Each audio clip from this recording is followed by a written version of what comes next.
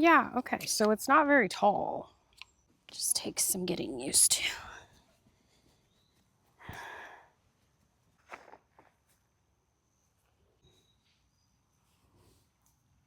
Welcome back to Perspective and Process. My name is Allie, and you are seeing this channel evolve right before your eyes.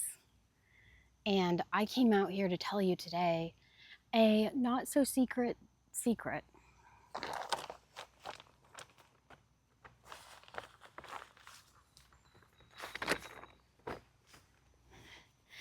And that is that journaling changed my life. These are my journals going back to 2023. So this one here covers 23 to 24. We've got 24 to 25. And we've got late 25 to 2026. Now, I am somebody who's enjoyed journaling my whole life and took a long break from journaling during my college and early career years and really started to get back into it about 8 years ago. And then really started consistent journaling about 6 years ago. And it's funny because as a recovering perfectionist, as somebody who is working through having a heavy inner critic, being really hard on myself, I used to think that I was so inconsistent with my journaling.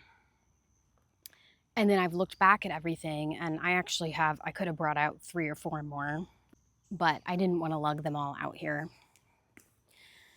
Also, how do you like my chair? I thought about coming out here and sitting on a blanket, but I didn't want to deal with the bugs. So I went ahead and got this chair. It was $40 on Amazon. I really like it so far. It was very easy to set up. I can link that below if you're interested.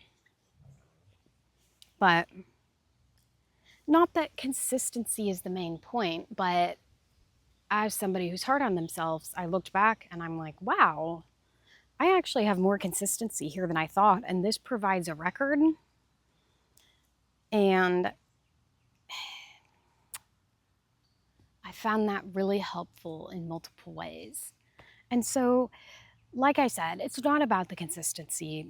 You can see plenty of times in here. It gets fewer and further between now, but where I have like a 2-month break, or I maybe just write down one sentence and that's all I have for the whole month. And that's fine. And we have a lot to get into on this channel, but as somebody who is slowly walking out the healing journey, journaling has been so much more helpful to me than I realized, and it's become less about that consistency.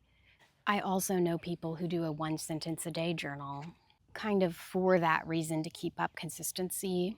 But I found for me, especially in the last couple of years, I just don't like to prescribe myself to any certain process, and I've really been learning to let go of that consistency as the main metric. Last year, you will find about a 2-month break in my journal because I had a relative pass away, and then the chronic health issues that I'm working through flared up very, very badly. And any hobby that I liked during that time, anything like that, just went totally by the wayside, and I was once again in survival mode. This time in survival mode from a health perspective, whereas a few years prior, the survival mode was coming out of that fight or flight response and complex trauma. So as somebody who has walked through, is walking through complex trauma, mental health challenges such as OCD, physical health challenges such as PMDD, and intense digestive issues. This is all stuff I plan on talking about more in detail as the channel progresses, by the way. But As somebody walking through all those things, I would absolutely recommend journaling. You might say, I really just can't. And I understand that. Maybe you're too tired to journal. Maybe you're somebody who journaling's not your thing. And to that person, I would say, you might want to start a voice journal. And right now, if I had my phone, I would hold up my phone, but I'm recording with my phone right now, so I can't. But I actually did start consistent voice journaling about not even a year ago. It was last November, so maybe like 8 months ago. And that totally changed my life. And I actually just started it on a whim. And I just use the voice memos that's already pre-installed on your phone.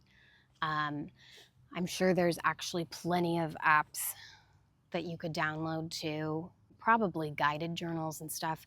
Like I said, I don't do guided anything. I don't know if that's the rebel in me or what, but I just like to do totally my own thing, total freedom. But it started by recording a voice message to somebody and sending it as a text, which I don't normally do. And then I thought, I really wanted to process through some things.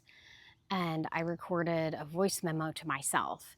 Did not stop after that. I personally found it so helpful, and that's a great workaround for if you're too tired to write, because you can see me write down so many times in all of these where I actually will have coffee or an energy drink just to have the energy to write in these journals.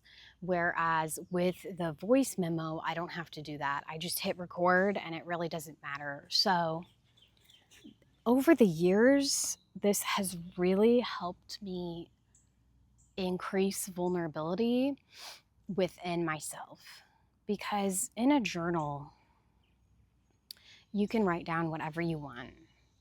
And, most likely nobody's going to see that. The same with your voice memos.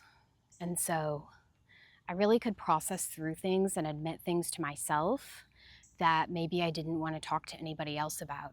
And then slowly over time, it helped me. And of course, I was also processing that with God and in my prayers. And then over time, I was able to start sharing those things with a close friend. And I really noticed a lot of good fruit from that in my life slowly over time. And I think even starting the voice journal actually led me to this place where I'm sitting here today talking to you all. And I'm even considering reading an old journal as part of a journal series on this channel. Let me know if you would be interested in that. But yeah, it's been very helpful. You can see any thought patterns that you might be stuck in, and you can see your progress over time. Not that it's all about progress, right? But it is helpful to see. So we're not about metrics here. We're not about, it has to all be about progress and hitting goals and hitting milestones. But yet it can be helpful and encouraging to look back on these. So thanks for joining today. Let me know if you'd like me to read some past journal entries, and I'll see you in the next video. God bless all of you.